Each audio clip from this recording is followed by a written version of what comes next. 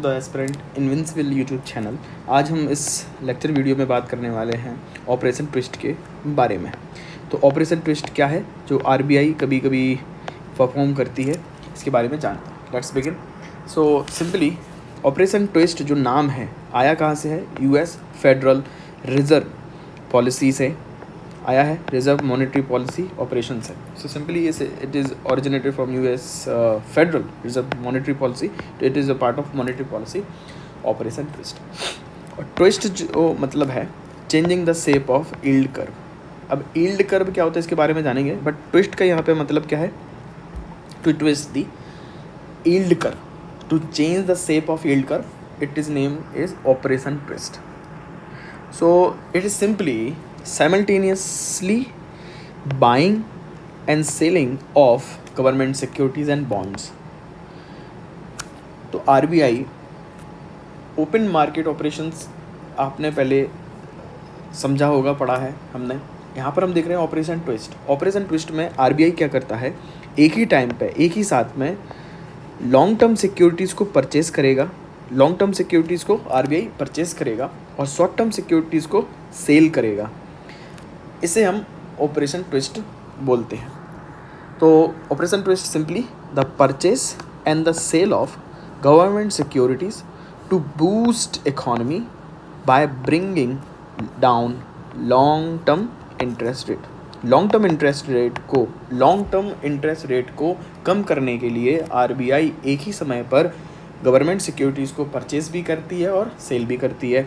Purchase करती है long term securities को और सेल करती है शॉर्ट टर्म सिक्योरिटीज़ को।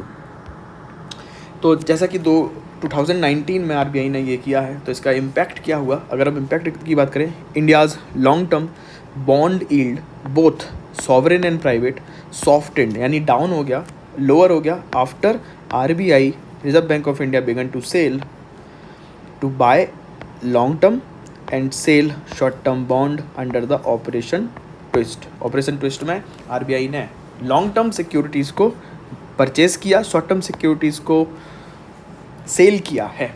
तो उससे क्या हुआ? बॉन्ड यील्ड क्या हो गया? मतलब return on bond. Bond yield का मतलब क्या है? रिटर्न। हमें कितना रिटर्न मिलता है अगर आप बॉन्ड खरीदोगे और उसको बेच दोगे बाद में, कुछ समय के बाद में, तो आपको कितना रिटर्न उसमें मिला, उसे हम यील्ड बोलेंगे। तो बॉन्ड यील्ड क्या हो गया? ऑपरेशन ट्विस्ट से कम हो गया।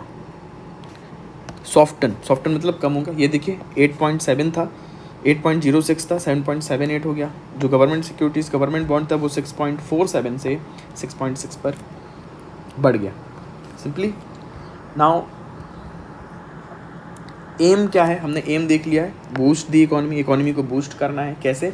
लॉन्ग टर्म इंटरेस्ट रेट को लोअर डाउन करके, लॉन्ग टर्म इंटरेस्ट रेट को कम करके, डिक्रीज करके, moderate the high long term interest rate in order bring them closer to the repo rate. Repo rate के क्लोज में आ जाए आपका जो भी इंटरेस्ट रेट मार्केट में चल रहा। अभी रेपो रेट क्या था? वह रेट जिस पर आरबीआई कमर्शियल बैंक को लोन प्रोवाइड करती है। नेक्स्ट, तो with in the operation twist में क्या होता है? ऑपरेशन ट्विस्ट में किस तरीके से फंक्शन होता? ऑपरेशन ट्विस्ट में आरबीआई जो है मार्केट से लॉन्ग टर्म बॉन्ड को खरीदेगी। जब बॉन्ड आरबीआई के पास में जाएंगे तो आरबीआई पैसा देगा मार्केट को, तो लॉन्ग टर्म के लिए मार्केट में मनी सप्लाई इंक्रीज़ हो जाएगी। अब मनी सप्लाई जब इंक्रीज़ हो जाएगा मार्केट में, इससे क्या होगा? डिमांड और कंजप्शन बढ़ेगा। डिमांड कंजप्शन बढ़ने के कारण प्रोडक्शन भी बढ़ेगा, क्योंकि डिमांड बढ़ी है, कंजप्शन बढ़ा है, प्रोडक्शन बढ़ेगा। प्रोडक्शन बढ़ने के कारण न्यू एम्प्लॉयमेंट अपॉर्चुनिटी भी बढ़ेंगी इकोनॉमी में, and new employment opportunity leads to higher economic growth. That's how operation twist is linked to the higher economic growth. I hope यहाँ तक आपको क्लियर होगा कि ऑपरेशन ट्विस्ट में लॉन्ग टर्म बॉन्ड्स को आरबीआई खरीदता है, शॉर्ट टर्म बॉन्ड्स को बेचता है।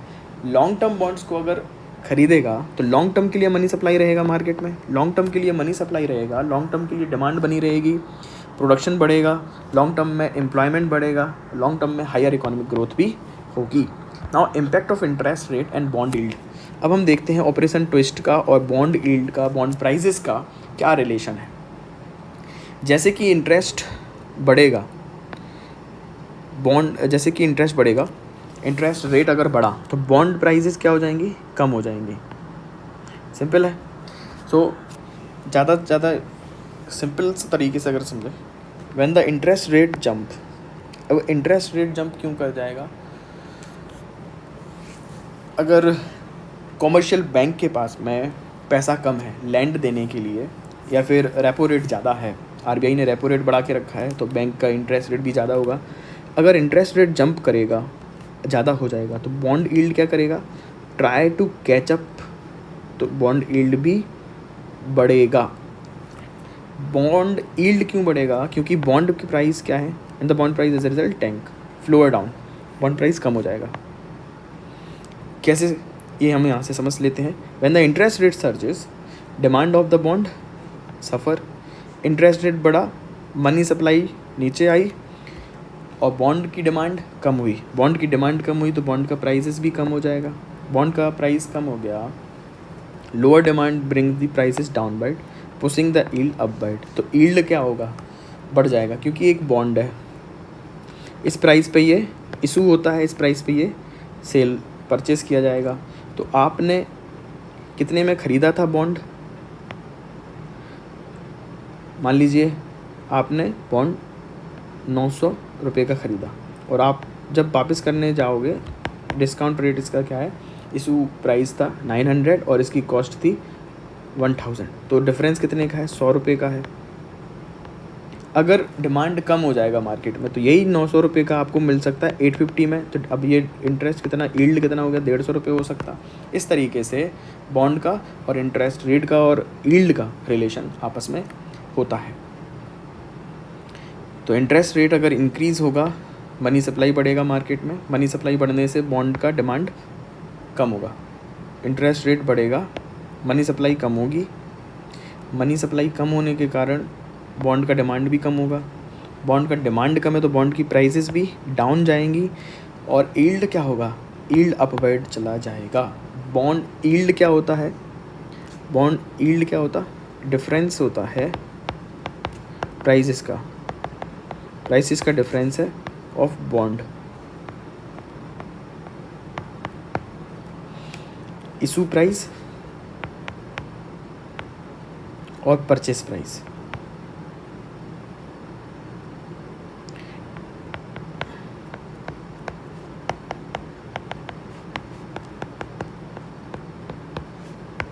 ये क्या होता, यील्ड।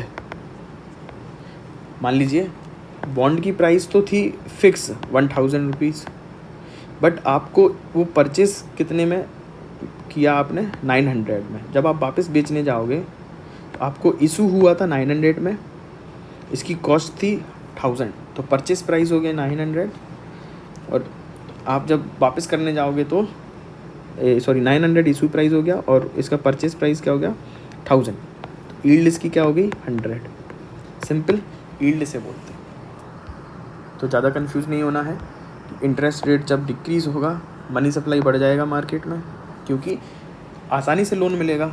मनी सप्लाई बढ़ने से डिमांड बढ़ जाएगी, डिमांड बढ़ने से प्राइस बढ़ जाएगी, डिमांड बढ़ी, डिमांड बढ़ने से प्राइस भी बढ़ जाएगा। प्राइस बढ़ने से क्या हो जाएगा, अभी प्राइस बढ़ गया, इशू प्राइस बढ़ गया, मतलब 900 की जगह 950 हो गया, ज़्यादा लोग डिमांड कर रहे हैं बॉन्ड को, तो प्राइस तो इसकी 1000 है, इशू प्राइस 950 हो गया, तो यील्ड कितना हो जाएगा, 100 की जगह 50 ओनली, तो ये यील्ड क्या हो गई, कम हो गई। आया समझ में? आई होप आपको ये वीडियो हेल्पफुल लगा हो, और प्लीज़ यूट्यूब चैनल को आप सब्सक्राइब करिए और ज्वाइन करिए, like comment share and subscribe the YouTube channel. And this is our Telegram channel, इसको ज्वाइन कर लीजिए आप। इसमें स्टडी मटेरियल, टेस्ट सीरीज़ वगैरह जितना भी मेरा एक्सपीरियंस है मैं इस पर शेयर करने की कोशिश करूँगा। Thank you all.